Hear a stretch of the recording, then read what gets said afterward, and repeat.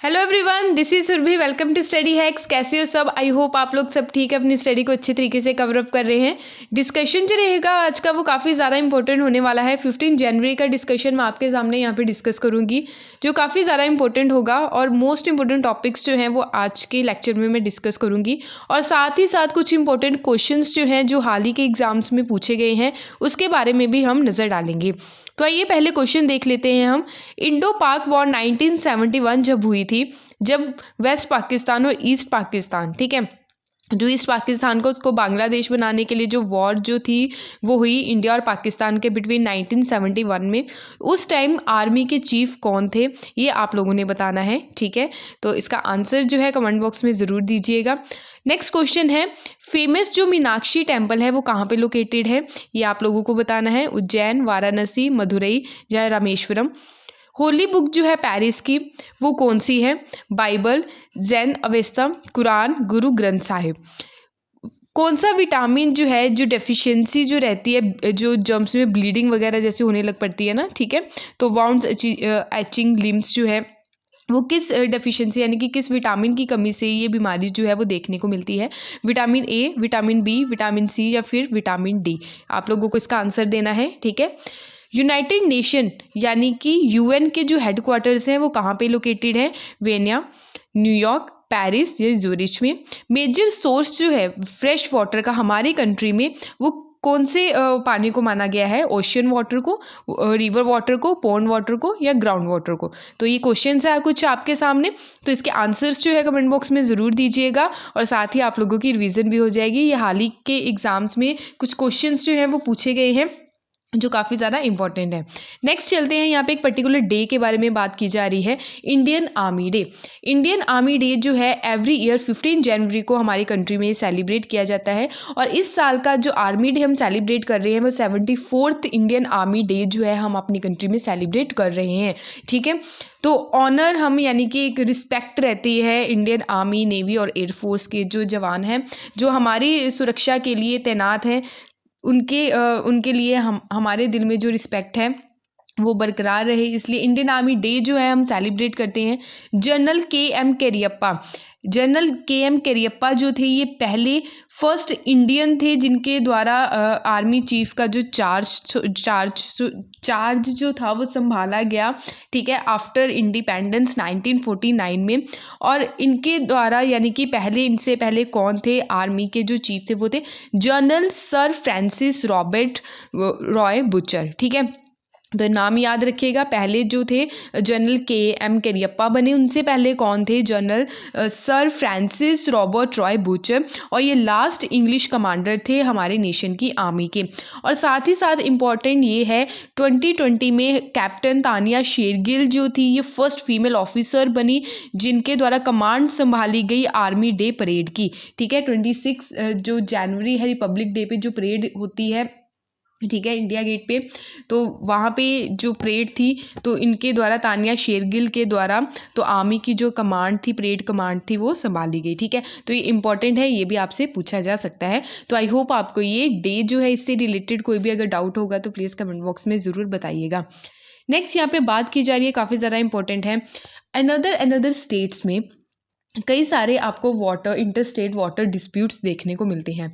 तो अभी हम देख रहे हैं, यहाँ पे डिस्कस करने जा रहे हैं कृष्णा वाटर डिस्प्यूट। पहले कावेरी वाटर डिस्प्यूट था, ठीक है। कावेरी वाटर डिस्प्यूट कौन कौन सी स्टेट के साथ है? केरला, कर्नाटका, तमिलनाडु और पौंडीचेरी, ठीक है। तो कृष्णा वाटर डिस्प्यूट जो है अभी ये न्यूज़ में क्यों है? क्योंकि हाल ही में सुप्रीम कोर्ट के द्वारा अपने आप को इस केस से बाहर निकाल लिया गया है कि भाई ये आप लोगों की स्टेट का मुद्दा है, तो ये आप खुद निपटाएं, ठीक है। जो कृष्णा रिवर वाटर डिस्प्यूट जो है वो देखने को मिला आंध्र प्रदेश, तेलंगाना, महाराष्ट्र और कर्नाटका के बिटवीन, ठीक है। सुप्रीम कोर्ट के द्वारा ऐसा क्यों बोला गया? क्योंकि स्टेट का आपस का मामला है, इसलिए सुप्रीम कोर्ट ने बोला कि मैं इंटरफेरेंस ना करूं, ये खुद ही सुलझाओ आप लोग। 2021 में आंध्र प्रदेश के द्वारा एलिगेशन लगाए गए थे तेलंगाना गवर्नमेंट पे कि वो जो वाटर जो है कृष्णा वाटर रिवर का ठीक है, वो ड्रिंकिंग एंड इरिगेशन पर्पस के लिए यूज़ कर रही है, जो अनकॉन्स्टिट्यूशनल और इलीगल मैनर में आता है। वाटर जो है स्पेशली जो श्री साइलम जो रिजर्वियर है, इसके बारे में भी हम पढ़ेंगे। तो ये मेन सोर्स है रिवर वाटर का बिटवीन टू स्टेट्स, कौन कौन सी, आंध्र प्रदेश और तेलंगाना। और ये वार्निंग, मेजर वार्निंग पॉइंट भी ये माना जाता है।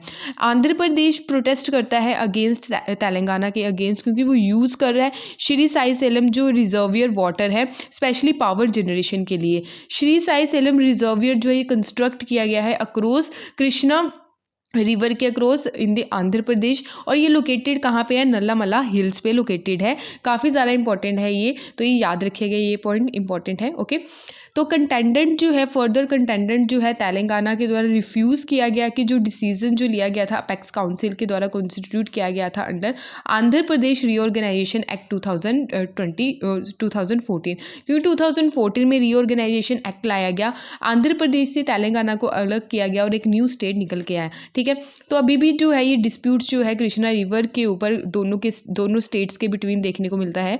अगर बात करें कृष्णा रिवर मैनेजमेंट बोर्ड जो है ये कॉन्स्टिट्यूट किया गया था इसी एक्ट के अंडर, ठीक है, और निगरानी किसकी थी, सेंटर की निगरानी के अंडर इसको कॉन्स्टिट्यूट किया गया था। श्री साई सेलम डैम जो है ये several floods in the region है, जो क्रिएट करता है repair and maintenance of the Srisailam जो डैम है। श्री साइलम जो डैम है ये कंस्ट्रक्ट किया गया है कृष्णा रिवर के ऊपर आंध्र प्रदेश में। यहाँ पे आप लोकेशन देख सकते हैं, और यहाँ पे कुरनूल है, ठीक है, और यहाँ पे श्री साइलम डैम है आंध्र प्रदेश में कृष्णा रिवर के ऊपर ये बनाया गया है। लोकेटेड कहाँ पे है, कौन सी हिल्स के ऊपर है, ये नल्लामला हिल्स के ऊपर है। ठीक है, कृष्णा वाटर डिस्प्यूट ट्राइब्यूनल की बात करें, ट्राइब्यूनल होता क्या है, ट्राइब्यूनल एक प्रकार का कोर्ट होता है। ठीक है, तो ट्राइब्यूनल भी एक तरह का कोर्ट होता है। ठीक है, नेचुरल जस्टिस जो है ये प्रोवाइड करवाता है। 1969 में कृष्णा रिवर डिस्प्यूट ट्राइब्यूनल यहाँ पे सेटअप किया गया under inter state river water dispute act 1956 के तहत, और रिपोर्ट यहाँ पे निकल के आई इसकी 1973 में। Second Krishna river water dispute tribunal जो है सेटअप किया गया 2004 में। काफ़ी पुराना ये डिस्प्यूट जो है कृष्णा रिवर वाटर डिस्प्यूट ये चला आ रहा है। उसके बाद 2010 में भी रिपोर्ट निकल के आई कि आंध्र प्रदेश ने चैलेंज किया through special leave petition before the supreme court 2011। 2013 में भी ये इशू जो है वो निकल के आया, फर्दर रिपोर्ट सामने आई। ठीक है, अगेन चैलेंज किया गया आंध्र प्रदेश के द्वारा सुप्रीम कोर्ट में 2014 में। तो अब सुप्रीम कोर्ट के द्वारा बोला गया है कि आप लोगों का स्टेट का खुद का मामला है, खुद ही सुलझाएं। ठीक है, अगर कॉन्स्टिट्यूशनल प्रोविजन की बात करें कि इंटर स्टेट वाटर डिस्प्यूट जो है इसके प्रोविजन कौन से आर्टिकल में रखे गए हैं हमारे संविधान में, तो आर्टिकल 262 याद रखिएगा, ये काफ़ी ज़्यादा इंपॉर्टेंट है। पार्लियामेंट के द्वारा लॉ बनाया गया था कि प्रोवाइड करवाया जाएगा एजुकेशन। ठीक है, तो डिस्प्यूट के लिए कंप्लेंट जो है with respect to use distribution and control of waters of any interstate river and river valley. Interstate का मतलब क्या होता है, एक स्टेट का दूसरे स्टेट के साथ जो डिस्प्यूट रहता है, और इंट्रा जो रहता है अपनी ही रीजन में जो डिस्प्यूट जो है वो देखने को मिलता है। ठीक है, पार्लियामेंट जो है उसके द्वारा इनेक्ट किए गए थे 2 लॉ, कौन कौन से, river board act 1956 and other जो interstate water dispute act है 1956। रिवर बोर्ड एक्ट जो है ये प्रोवाइड करवाता है इस्टेब्लिशमेंट रिवर बोर्ड्स की बाय द सेंट्रल गवर्नमेंट, याद रखिएगा, और साथ ही साथ रेगुलेशन एंड डेवलपमेंट जो रहता है इंटर स्टेट रिवर का एंड रिवर वैली का। Inter state water dispute act जो है ये एम्पावर करता है सेंट्रल गवर्नमेंट को कि वो सेटअप करे। ठीक है, एडहोक ट्राइब्यूनल, एडहोक ट्राइब्यूनल क्या होता है, एक टेम्परेरी बेसिस पे एक ट्राइब्यूनल जो है क्रिएट किया गया है, अगर वो मुद्दा सॉल्व हो जाए तो ये ट्राइब्यूनल भी हट जाता है, डैट इज़ एडहोक ट्राइब्यूनल। ठीक है, तो डिस्प्यूट जो रहता है बिटवीन टू या मोर स्टेट्स के बिटवीन, तो अभी ये एडहोक ट्राइब्यूनल जो है ये क्रिएट किया जाता है। ठीक है, गाइडलाइंस जो रहती है वो सेंटर की रहती है।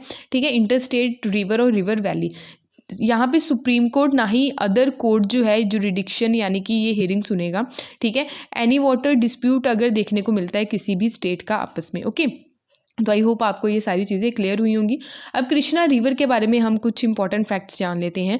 कृष्णा रिवर जो है ये ओरिजिनेट कहाँ से होती है, ये महाराष्ट्र का जो महाबलेश्वर जो एरिया है नहीं है वहाँ से ये ओरिजिनेट होती है। यहाँ पे आप देख सकते हैं, ठीक है, पर्टिकुलर एरिया जो है कृष्णा रिवर का ओरिजिनेट एरिया। तो सेकेंड बिगेस्ट रिवर है ये पेनिनसुलर इंडिया की। पेनिनसुलर इंडिया क्या होता है, वो एरिया जो चारों तरफ से पानी से घिरा हुआ हो, ठीक है। तो हमारा जो सदर्न वाला पार्ट है कंट्री का, तो वो पानी से घिरा हुआ है, उसको पेनिनसुला इंडिया बोलते हैं, ठीक है। तो ये सेकंड बिगेस्ट रिवर है पेनिनसुला इंडिया की आफ्टर गोदावरी रिवर। तो ये जो फ्लो करती है 4 स्टेट से होके गुजरती है। यहाँ पे भी आप देख सकते हैं मैप में महाराष्ट्र, कर्नाटका, आंध्र प्रदेश, ठीक है। जब महाराष्ट्र, कर्नाटका, आंध्र प्रदेश और तेलंगाना, ठीक है। तो 4 स्टेट से होके गुजरती है और ये बे ऑफ बंगाल में जाके ड्रेनेज सिस्टम इसका देखने को मिलता है, ठीक है। इसकी ट्रिब्यूटरीज काफ़ी ज़्यादा इंपॉर्टेंट है। ट्रिब्यूटरीज जो है कृष्णा रिवर की वो है तुंगभद्रा रिवर, मालप्रभा, कोयना, भीमा, घाटप्रभा, येला, वर्णा, धिंसी, मुंसी एंड दूधगंगा। तो ये इंपॉर्टेंट है ट्रिब्यूटरी। तो इससे रिलेटेड क्वेश्चन भी पूछा जा चुका है, तो इंपॉर्टेंट है, याद रखिएगा। ओके, यहाँ पे भी आप देख सकते हैं आंध्र प्रदेश जो है, आंध्र प्रदेश को कौन कौन सी स्टेट्स की बाउंड्री टच करती है। तेलंगाना है, तमिलनाडु है, ठीक है। यहाँ से आप देख सकते हैं उड़ीसा है, छत्तीसगढ़ भी इसको टच करती है, कर्नाटका, ठीक है। तो इंपॉर्टेंट है, ये याद रखिएगा। और यहाँ पे जो सी है वो है बे ऑफ बंगाल। अदर जो major inter state river disputes हैं, जैसे रावी और ब्यास रिवर को लेके पंजाब, हरियाणा और राजस्थान के बिटवीन ये डिस्प्यूट देखने को मिलता है। नर्मदा रिवर को लेके मध्य प्रदेश, गुजरात, महाराष्ट्र और राजस्थान के बिटवीन ये डिस्प्यूट देखने को मिलता है। कृष्णा रिवर को लेके अभी मैंने आपको बता दिया, यहाँ पे तेलंगाना भी ऐड हो जाएगा, क्योंकि 2014 में आंध्र प्रदेश से तेलंगाना को अलग किया गया था और एक न्यू स्टेट निकल के आई थी, ठीक है। गोदावरी रिवर को लेके महाराष्ट्र, आंध्र प्रदेश, कर्नाटक एंड मध्य प्रदेश के बिटवीन वाटर डिस्प्यूट है। पेरियार रिवर जो है वाटर डिस्प्यूट तो आपको पता ही है, ठीक है। मुल्ला पेरियार जो है वो भी देखने को मिलता है, ठीक है। तो पेरियार रिवर तमिलनाडु एंड केरला के बिटवीन ये डिस्प्यूट है, ठीक है।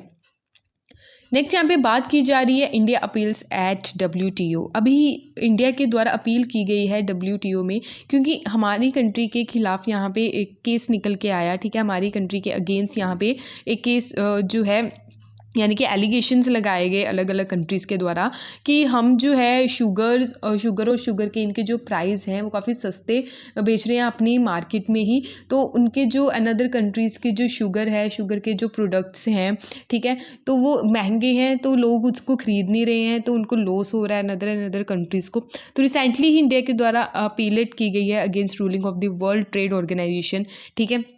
तो ये डिस्प्यूट जो है ये काफ़ी ज़्यादा अभी गरमाया हुआ है। तो अर्लियर अभी देखें तो चाइना जो है उसने खुद को ही डेवलपिंग कंट्री जो है उसका स्टेटस दे दिया है, ठीक है। तो ये अगर बोले तो चाइना तो वैसे पावरफुल कंट्री है, तो डेवलपिंग कंट्री का स्टेटस जो दे रहा है, तो काफ़ी ज़्यादा आप देख सकते हैं कि कैसी हरकतें करता है चाइना। ओके, अपील जो फिल की गई इंडिया के द्वारा, ठीक है, WTO अपीलेट बॉडी जो है वहाँ पे, तो ये फाइनल अथॉरिटी है अगर कोई भी ट्रेड डिस्प्यूट होता है, वर्ल्ड ट्रेड ऑर्गेनाइजेशन की अपीलेट जो बॉडी है, ठीक है। इंडिया जो है रिक्वेस्ट कर रहा है कि मोडिफाइड डिक्लेयर मूव किया जाए, कोई लीगल इफेक्ट ना हो इस पर, क्योंकि हम जो कर रहे हैं वो सही कर रहे हैं अपनी कंट्री में ही, ठीक है। तो कंप्लेंट अगेंस्ट जो है इंडिया के अगेंस्ट जो की गई ऑस्ट्रेलिया, ब्राज़ील, ग्वाटेमाला, ठीक है, कि इंडिया जो है डोमेस्टिक सपोर्ट प्रोवाइड करवाता है, स्पेशली जो एक्सपोर्ट सब्सिडी है, ठीक है, जो अपेयर होती है इनकन्सिस्टेंट, जो वेरियस आर्टिकल्स जो देखने को मिलते हैं WTO के जो एग्रीमेंट ऑन एग्रीकल्चर पे, ठीक है। एग्रीकल्चर एग्रीमेंट जो है सब्सिडीज़ जो प्रोवाइड करवाई जाती है WTO के द्वारा, ठीक है, उस बेस पे जो है इंडिया अपने प्रोडक्ट जो सस्ते बेच रहा है अपनी ही कंट्री में, ठीक है।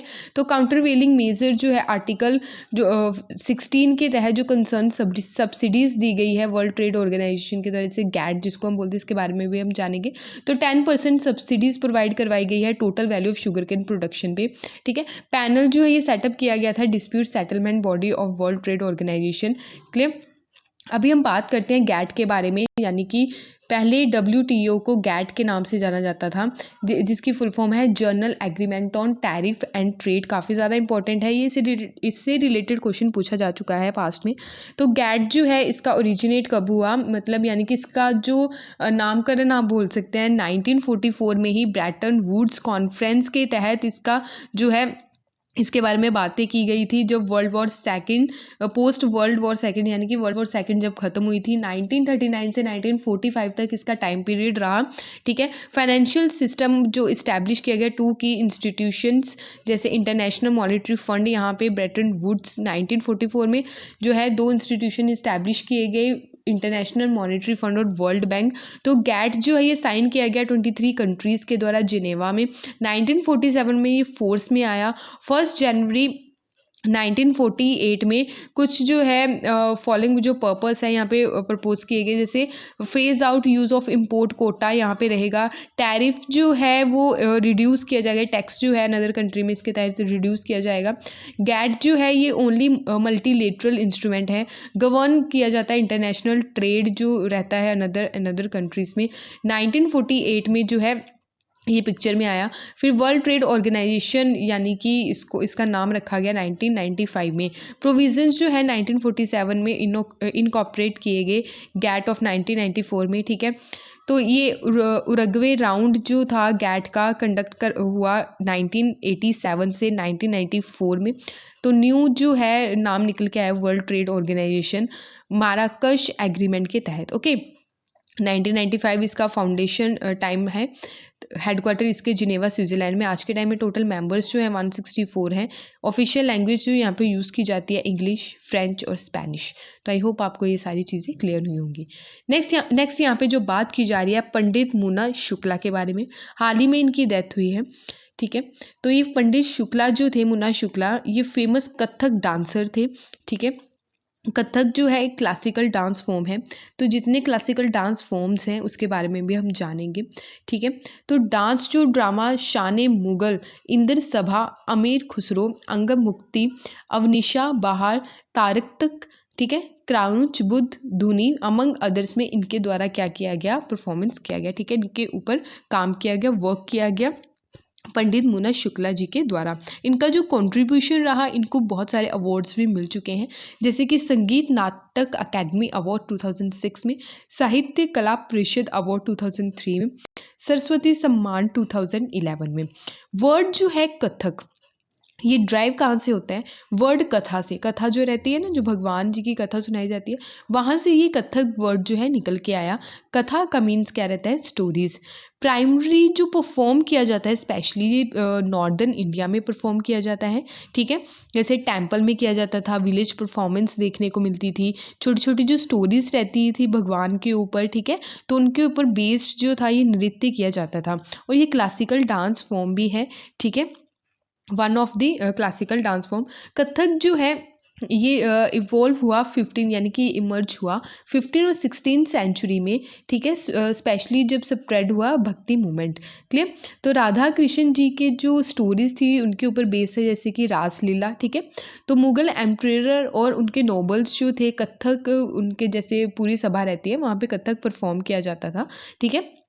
पैट्रोनेज स्पेशली जो वाजिद अली शाह थे, जो लास्ट नवाब थे अवध के, ठीक है, उनके द्वारा काफ़ी ज़्यादा कथक को जो है वो बढ़ावा दिया गया, ठीक है। डांस स्टाइल की अगर बात करें, यहाँ पे भी आप देख सकते हैं ये फेमस जो डांसर रही, प्रोमिनेंट डांसर, जिनका नाम है सितारा देवी, ठीक है। इनके अलावा बिरजू महाराज प्रोमिनेंट डांसर हैं किसके, कथक के, ठीक है। तो यूजली ये सोलो परफॉर्मेंस रहती है, यानी कि सिंगल पर्सन यहाँ पे परफॉर्म करता है। डांसर्स जो हैं, ठीक है, अलग अलग जो मूवमेंट्स रहते हैं, ठीक है, उसके थ्रू अपनी परफॉर्मेंस जो है वो करते हैं। इनके जो फुट स्टेप्स रहते हैं वो भी काफ़ी ज़्यादा डिफ़िकल्ट होते हैं, ठीक है। तो अगर बात करें कि फोक डांस और क्लासिकल डांस फॉर्म में डिफरेंस क्या है, तो ये आपको पता है? अगर पता है तो प्लीज़ आप लोग बताइएगा कमेंट बॉक्स में, मैं बता देती हूँ वैसे, ठीक है। तो फोक डांस और क्लासिकल डांस फॉर्म में डिफरेंस क्या है, क्लासिकल डांस फॉर्म जो है पूरे रूल्स एंड रेगुलेशंस के साथ परफॉर्म किया जाता है। फोक डांस आप देख सकते हैं किसी भी तरह हम कर सकते हैं, जैसे कि भांगड़ा गिद्दा हो गया, ठीक है। तो ये सारी चीज़ें, तो क्लासिकल डांस फॉर्म में प्रॉपर रूल एंड रेगुलेशंस रहते हैं, ठीक है। तो फुट वर्क पे सबसे ज़्यादा फोकस किया जाता है कथक में, ठीक है। तो तत्कार फंडामेंटल फुट वर्क है कथक का। कथक जो है ये ओनली क्लासिकल डांस है जो हिंदुस्तानी और नॉर्थ इंडियन म्यूजिक सिस्टम पे बेस्ड है। अदर क्लासिकल डांस फॉर्म्स की अगर बात करें तो 8 क्लासिकल डांस फॉर्म्स हैं हमारी कंट्री में। भरतनाट्यम ये मैचअप्स के लिए भी आ चुका है, ठीक है, प्रीवियस एग्जाम्स में, तो आपसे पूछा जा सकता है, ठीक है। तो भरतनाट्यम जो है ये तमिलनाडु से बिलोंग करता है। कथकली केरला से, कुचिपुड़ी आंध्र प्रदेश से। कुचिपुड़ी जो है जो आंध्र प्रदेश से निकल के आए, कुचिपुड़ी एक गाँव है, ठीक है, तो उसी के नाम पर ये डांस फॉर्म का नाम रखा गया है, तो इम्पॉर्टेंट है ये भी। तो ओडिसी उड़ीसा से, सत्रिया असम से, मणिपुरी मणिपुर से, मोहिनीअट्टम केरला से। तो ये काफ़ी ज़्यादा इंपॉर्टेंट है। टोटल हमारी कंट्री में 8 क्लासिकल डांस फॉर्म्स हैं, याद रखिएगा, ये काफ़ी ज़्यादा इंपॉर्टेंट है, ओके। नेक्स्ट यहाँ पे बात की जा रही है 18th कचाई लेमन फेस्टिवल। तो ये कचाई लेमन फेस्टिवल कहाँ पे सेलिब्रेट किया जाता है? ये सेलिब्रेट किया जाता है मणिपुर में। तो 18th एडिशन इसका देखने को मिला। 2 डेज़ का ये फेस्टिवल रहता है, ठीक है। स्पेशली मणिपुर वाले रीजन में उसका मेन जो विलेज है, विलेज का नाम है कचाई विलेज, ठीक है। कचाई लेमन फेस्टिवल उखरुल डिस्ट्रिक्ट में। क्लियर? तो कचाई लेमन फेस्टिवल जो है ये ऑर्गेनाइज करवाया जाता है हर साल, ताकि प्रमोट किया जा सके जो लेमन फ्रूट है यहाँ पे उसको, ताकि इनकरेज किया जा सके स्पेशली जो लेमन फार्मर्स हैं। क्लियर? और साथ ही साथ ऑर्गेनिक जो फार्मिंग है इससे रिलेटेड काफ़ी ज़्यादा इंपॉर्टेंट है, क्योंकि organic कचाई lemon for safe environment and rural transformation इसकी थीम भी रही है। हमारी कंट्री का जो पहला ऑर्गेनिक जो स्टेट डिक्लेयर किया गया उसका नाम क्या है? उसका नाम है सिक्किम, ठीक है। तो ऑर्गेनिक यूनियन टेरिटरी की बात करें तो वो है लक्षद्वीप, तो याद रखिएगा, इंपॉर्टेंट है। अगर मणिपुर की बात करें तो कैपिटल है इम्फॉल। टोटल डिस्ट्रिक्ट 16 है। इंडिया में जो ये स्टेट बनी मणिपुर 1949 में बनी 15 अक्टूबर को, ठीक है। तो गवर्नर जो है ला गणेशन इसके गवर्नर है मणिपुर के, एन बैरन सिंह चीफ मिनिस्टर हैं। 60 सीट से यूनिकैमरलिज्म है, यानी कि एक ही हाउस जो है वो देखने को मिलता है, लेजिस्लेटिव असेंबली। बाई कैमरलिज्म की बात करें तो लेजिस्लेटिव असेंबली और काउंसिल दोनों देखने को मिलती हैं। लोकसभा की सीट 2 हैं, राज्यसभा की 1 है। मणिपुर हाई कोर्ट के अंडर सारी जुडिक्शन है। एरिया का रैंक देखें तो 23rd स्टेट इसका, यानी कि रैंक के हिसाब से 23rd है, ठीक है। तो रैंक 23rd याद रखिएगा। स्टेट लैंग्वेज जो है वो मणिपुरी है, ठीक है। तो आई होप आपको ये सारी चीज़ें क्लियर हुई होंगी। ये है मणिपुर लोकेशन, ठीक है। अब बताइएगा कि मणिपुर को कौन कौन सी स्टेट बाउंड्री जो है वो टच करती है। बहुत बार मैंने आपको बता दिया, अब आपकी टर्न है, ठीक है। तो क्वेश्चन जो है उसका आंसर ज़रूर दीजिएगा। तो ये थे आज के important current affairs. I hope आपको ये सारी चीज़ें क्लियर हुई होंगी। जो क्वेश्चंस मैंने पूछे हैं आपसे, तो प्लीज़ उसके आंसर्स जो हैं वो ज़रूर दीजिए। आप लोगों की ही रिवीजन होगी, ठीक है। आप लोगों का ही जो नॉलेज है वो बढ़ेगी। तो टेलीग्राम पे आप इसकी PDF जो है वो कलेक्ट कर सकते हैं। इंस्टाग्राम पे भी आप फॉलो कर सकते हैं। अगर आपको वीडियो पसंद आई तो प्लीज़ लाइक शेयर और सब्सक्राइब ज़रूर कीजिएगा। Thank you for watching my video. जय हिंद।